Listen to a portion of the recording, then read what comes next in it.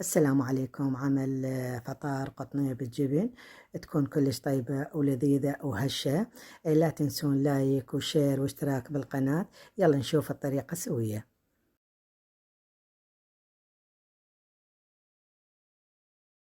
هسه أبدأ الطريقة وياكم. الخطوة الأولى أضع كوب ماء دافئ، أضيف ملعقة من الخميرة الفورية، أضيف ملعقة سكر، أضيف ربع كوب زيت نباتي أو زيت زيتون حسب رغبتكم.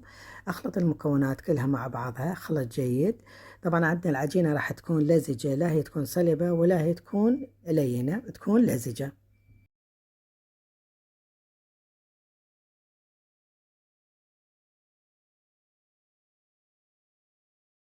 هسه بعد ما خلطت المكونات مع بعضها راح أضيف الكوب الأول، أضيف كوب من الطحين وخلطه.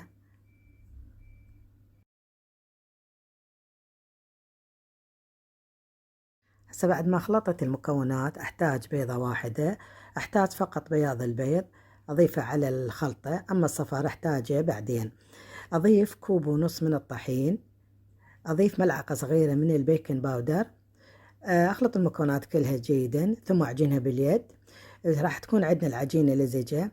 بعد ما أكمل العجين أضيف ملعقة من الزيت أضعها فوق العجينة، أغطي العجين وأتركه في مكان دافئ لمدة ساعة حتى يختمر عندنا.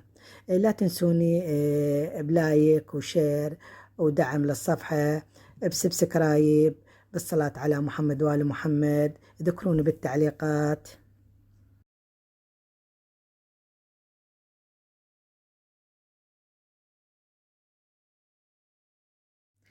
هسه بعد مرور ساعة من الاختمار أخذ العجينة وألمها بهذا الشكل حتى تخرج فقاعات الهواء من العجينة.